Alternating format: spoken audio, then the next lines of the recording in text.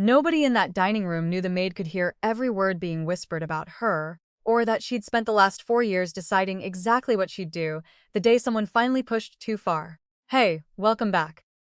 Before we start tonight's story, drop your country in the comments. I love seeing how far these stories travel. This one's about pride, about the danger of laughing at someone you've never bothered to actually see, and a secret that turned an entire dinner party upside down in under 60 seconds. Stay till the end because what gets revealed at that table will stay with you. Her name was Grace Holloway, 31 years old. For nearly 2 years, she had worked as a household maid for the Ashford family, one of the most prominent names in old money Charleston. Shipping fortunes, historic plantation land turned luxury real estate, the kind of wealth that had been quietly compounding for 4 generations. Grace moved through that house like a shadow, precise, silent, unbothered by the marble floors or the oil paintings worth more than most neighborhoods. She had learned a long time ago that the fastest way to survive in a house like that was to disappear into the wallpaper. The man of the house was Walter Ashford, 58, a retired shipping magnate who mostly kept to his study and rarely spoke to staff beyond a polite nod. His wife, however, was an entirely different matter.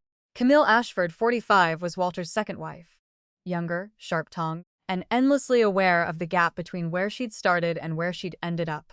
She'd married into the Ashford name 8 years earlier, and in that time, she'd perfected the particular cruelty of someone desperate to prove she belonged somewhere she still secretly feared she didn't. She saved most of that cruelty for the staff, and lately, she'd been saving most of it for Grace. It wasn't anything Grace couldn't handle. A snide comment about her shoes. A remark about people who clean houses for a living, loud enough to carry across a room. Camille had a talent for cruelty dressed up as humor, the kind that let her laugh and call it a joke if anyone dared push back. What Camille didn't know, what nobody in that house knew, was that Grace Holloway hadn't always folded linens for a living. 6 years earlier, Grace had been a rising forensic accountant at one of Charleston's top financial firms, the kind of analyst who could trace a dollar through 11 shell accounts and still make it home for dinner. She'd built a reputation for precision, for patience, and for never once missing the detail everyone else overlooked. She'd walked away from that career after uncovering something in a client's books that no one wanted her to find. A discovery that cost her a promotion, a mentor, and nearly her reputation, when the firm quietly buried the report rather than deal with the fallout. Grace hadn't touched a spreadsheet since. She told herself the quiet work of cleaning houses was a kind of penance for trusting the wrong people. She hadn't decided yet if she believed that, 3 weeks before the night everything changed, Camille hosted a dinner party for 20 of Charleston's wealthiest families, the kind of gathering meant to cement the Ashford name at the top of every guest list in the city. Grace worked the evening quietly, refilling wine glasses, clearing plates, staying exactly as invisible as she was expected to be. Halfway through the second course, Camille, 3 glasses of wine deep and performing for her guests, gestured toward Grace with her fork. "I actually feel sorry for people like her," she said, loud enough for the whole table to hear, a practiced laugh already curling at the edge of her voice. "Imagine spending your whole life cleaning up after people smarter than you. Must be exhausting, being that far behind everyone in the room." A few guests chuckled uncomfortably. One woman near the end of the table didn't laugh at all. She simply watched Grace's face, waiting to see how she'd react. Grace set down the wine bottle she was holding. Slow and steady, her expression unreadable. "I manage," she said quietly, and continued serving as if nothing had happened. Camille, delighted by the reaction, or the lack of one, pressed further. "Oh, don't be modest. I'm sure whatever you did before this was very important." She laughed again, sharper this time. What was it anyway? Waitressing? Retail? The table went quiet in that particular way rooms do when everyone senses something is about to happen, and no one wants to be the one who missed it. Grace looked up, meeting Camille's eyes for the first time all evening. "Forensic accounting," she said simply. "I traced fraud for a living. I was very good at it." Camille laughed even harder, waving a dismissive hand. "Sure you were, sweetheart." She turned back to her guests, already moving on, already certain the moment was over. She had no idea that 2 tables down, one of the guests, a soft-spoken man who rarely said much at these dinners, had just gone very still, because he recognized the name Grace Holloway. And he knew exactly why she'd really left her old firm 6 years ago. His name was Julian Reyes, 52, though almost no one at the table knew his actual profession. Walter had simply introduced him as an old business associate earlier that evening, the kind of vague description reserved for people whose real title mattered more than their guests realized. Julian was, in fact, a senior investigator with the South Carolina Securities Division, and 6 years ago, his office had opened a file on a firm called Bellamy and Cross Financial. The same firm Grace Holloway had walked away from, under circumstances that had never fully made sense to him. He remembered the case because it had gone cold in the strangest way. A junior forensic accountant had flagged a pattern of irregular transfers tied to a real estate development fund. The report had been thorough, precise, and, according to two people Julian had interviewed at the time, completely buried by senior partners, eager to protect a major client. The accountant who wrote that report had resigned within the month. Julian's office had reached out to interview her formally. She'd never returned the calls. The case, without her cooperation or the original documentation, had eventually stalled and closed. He'd always wondered what happened to her. Now she was standing 3 feet away, refilling wine glasses in a maid's uniform, having just calmly informed an entire dinner table that she used to trace fraud for a living, while Camille Ashford laughed in her face. Julian said nothing for the rest of the course, watching Grace with the quiet attention of a man rearranging a puzzle in real time. He waited until dessert was cleared, and the guests had drifted toward the sitting room for coffee, before he found an excuse to step into the kitchen, where Grace was quietly stacking dishes near the sink. "Bellamy and Cross," he said simply. Watching her reaction, Grace's hands stilled over the dishes. She turned slowly, studying him with the same unreadable calm she'd shown Camille at the table. "I don't know what you're talking about." "I think you do," Julian said. "I was the investigator on the Meridian Fund case. 6 years ago. I read your report before it disappeared. I always wondered why you dropped off the face of the earth right after." Grace was quiet for a long moment, weighing exactly how much to say to a stranger in someone else's kitchen. "Because the firm buried it," she said finally, her voice low. "Because I was 25 and naive enough to think the truth mattered more than the client relationship. Because after I filed that report, I got called into a room and told, very politely, that my career would go a lot smoother if I ever wrote it. I didn't forget. I just stopped fighting. That fund," Julian said carefully, "kept operating for another 4 years after you left. It collapsed 18 months ago. 200 investors lost their retirement savings. We reopened the case last year, but the original documentation, the transfers, the internal memos, everything you flagged, it's gone, scrubbed. We've been trying to rebuild the paper trail from scratch ever since." Grace's jaw tightened. She hadn't let herself think about the Meridian Fund in years, had trained herself not to, the same way she'd trained herself not to flinch when Camille mocked her at dinner.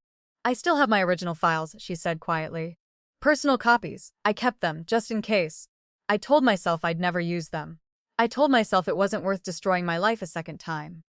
Julian's expression sharpened with a mixture of disbelief and something close to hope. "You still have them? Encrypted, backed up, untouched for 6 years." Grace glanced toward the sitting room, where laughter and clinking coffee cups drifted faintly through the hallway. "I walked away because nobody believed a 25-year-old junior analyst over a firm with 3 generations of client relationships. I don't particularly feel like being laughed at twice in one lifetime." "I'm not laughing," Julian said. "And this time you wouldn't be walking in alone. We have subpoena power now. We have federal partners involved because of the scale of the losses. What we don't have is the one piece of documentation that ties it all together cleanly. You do." Grace looked past him, toward the sitting room one more time, where she could just make out Camille's voice, bright and careless, telling some story to her guests about a maid who apparently used to play pretend at being important. Something in Grace's expression shifted. Not anger exactly, but a kind of quiet, long-buried resolve finally surfacing after 6 years underwater. "Give me your card," she said, "and give me 48 hours. Julian slid a plain white business card across the counter, his own contact information printed simply beneath a state seal. "Take your time." "I don't need time to think about it," Grace said, tucking the card into her apron pocket. "I need time to pull the files without anyone here noticing what I'm doing." She turned back to the sink, resuming the dishes exactly as she'd left them, her expression once again perfectly unreadable, perfectly invisible, the same quiet mask she'd worn for 6 years. But something had shifted in that kitchen, something Camille Ashford wouldn't understand until it was far too late to undo it. In 3 weeks, Grace Holloway was going to walk back into that house. Not as staff. The 48 hours Grace asked for stretched into a week, and then 2 as she quietly rebuilt a case she'd spent 6 years trying to forget existed. She kept working at the Ashford house the entire time, folding towels and serving dinner with the same practiced invisibility she always had. While every night, in the small rented room she'd called home for the past 2 years, she decrypted files she'd once sworn she'd never open again. The Meridian Fund documentation was worse than she remembered. Or maybe she'd simply been too young 6 years ago to fully grasp the scale of what she'd stumbled onto. Wire transfers routed through 3 shell entities, falsified investor statements showing returns that had never existed, and buried in an internal memo she'd nearly the first time, a name she hadn't expected to see attached to the fraud at all. Walter Ashford, listed as a silent early investor, whose original capital had been quietly protected and repaid in full, years before the fund collapsed and took 200 other investors down with it. Walter hadn't just invested in Meridian. According to the memo, he'd been warned privately, 18 months before the collapse, to pull his money out while he still could. A courtesy never extended to the retirees and small investors who lost everything. Grace sat with that memo for a long time the night she found it, feeling something colder than anger settle into her chest. She thought about Walter's quiet nods in the hallway, his polite detachment from staff, his careful distance from Camille's cruelty, as if silence made him innocent of it. She thought about how easy it had been for the Ashford family to build an entire life on money that had, in part, come from other people's ruin. She called Julian the next morning. "I have everything," she said simply. "More than everything. You're going to want to sit down for this part." Julian met her at a coffee shop 2 towns over, somewhere neither of them would run into anyone from the Ashford circle.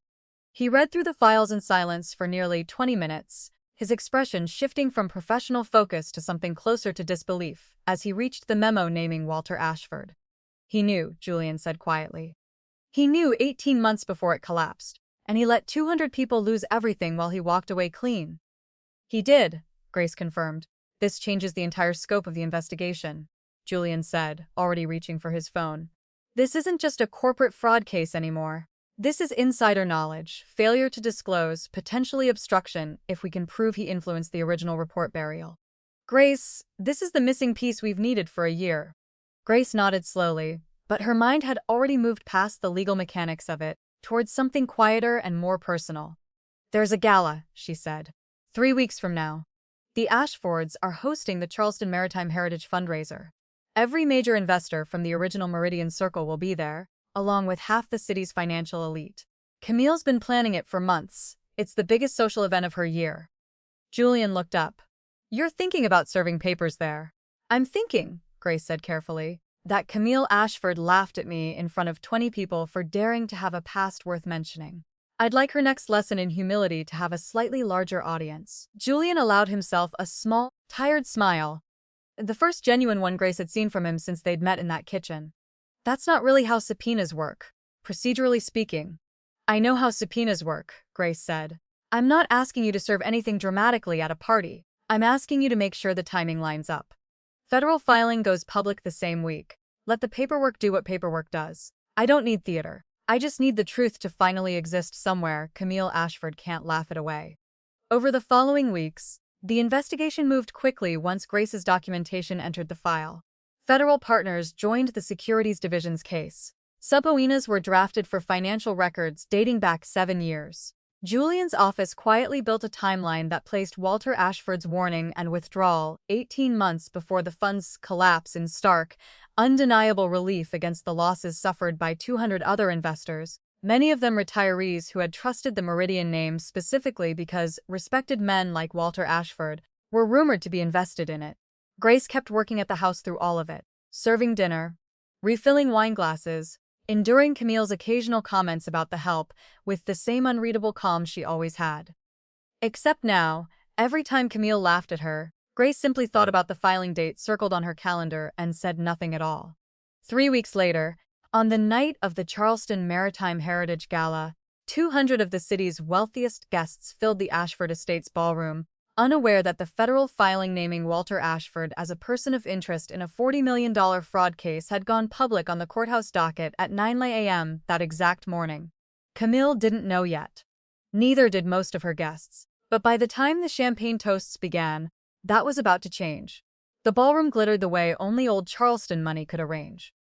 100-year-old chandeliers, a string quartet tucked into the corner, and 200 guests in black tie, sipping champagne beneath portraits of Ashford ancestors who had built this exact kind of evening for 4 generations. Camille moved through the crowd like she'd been born for it, laughing at the right moments, touching the right elbows, glowing under the kind of attention she'd spent 8 years chasing. Grace worked the edges of the room in a plain black uniform, carrying trays, refilling glasses, invisible in exactly the way the evening required. She'd requested this shift specifically. She wanted to be in the room when it happened. Julian arrived a little after 8, dressed for the part, blending easily into a crowd that assumed anyone in a good suit belonged there. He found Grace near the service entrance during a lull in the toasts. "Filing's live," he said quietly, angling his phone just enough for her to see the courthouse docket update. "2 reporters from the Post and Courier already have it. They'll be calling for comment within the hour." Grace nodded once, feeling something settle in her chest that wasn't quite satisfaction and wasn't quite relief. Something steadier than either. Then we wait. They didn't wait long. At 8:40, as Walter stepped up to give his welcome toast to the assembled guests, a phone buzzed at the head table, then another. Then 3 more in quick succession across the room, the particular ripple of dozens of people receiving the same alert within moments of each other. Walter, mid-sentence, noticed the shift in the room before he understood it. Guests weren't looking at him anymore. They were looking down at glowing screens, expressions shifting from polite attention to something sharper. A prominent local investor near the front, a man named Charles Whitfield who Grace recognized from the original Meridian investor list, stood up slowly, phone still in hand, and said, loud enough to carry, "Walter? Is this real? The SEC filing. It says you pulled your Meridian position 18 months before the collapse." The room went quiet in the particular way rooms do right before something breaks. Walter's face drained of color at the podium. "I don't know what you're referring to." "It's dated this morning," Whitfield said, holding up his phone as if the room could read it from across the space. "Federal filing. Insider knowledge, failure to disclose. It names you specifically, Walter." Camille, standing near the front in a pale blue gown, looked between her husband and the increasingly murmuring crowd with the first flicker of genuine confusion Grace had ever seen on her face. "Walter, what is he talking about?" Walter didn't answer. He simply stared out at 200 faces that had, in the span of 90 seconds, gone from admiring to calculating. It was Grace who finally spoke, stepping forward from the edge of the room where she'd been standing with a tray of champagne glasses still balanced in one hand. Her voice, when it came, was calm and clear enough to carry across the stunned silence. "I can answer that, if it would help." Every head in the ballroom turned toward her. Camille's expression shifted from confusion to disbelief to something close to horror as recognition landed. "You," she said, barely above a whisper. "6 years ago, I was a forensic accountant," Grace said, setting the tray down carefully on a nearby table. "I found evidence that the Meridian Fund was defrauding its investors. I filed a report. It was buried by my firm to protect a major client relationship. I lost my career for writing the truth down." She let that settle for a moment before continuing. 18 months ago, Meridian collapsed. 200 investors lost their retirement savings. This morning, federal investigators filed documentation showing that Walter Ashford was warned privately, 18 months before that collapse, and quietly withdrew his own investment while saying nothing to the other 200 people who trusted his name enough to stay in. Camille's mouth opened, then closed. "That's not possible, you're just—" "The Maid," Grace said evenly, meeting her eyes across the ballroom. "You made that very clear at dinner 3 weeks ago. I believe your exact words were that I must be exhausted, being that far behind everyone in the room." A few guests near the front exchanged uncomfortable glances, clearly recalling exactly the dinner party Grace was referencing.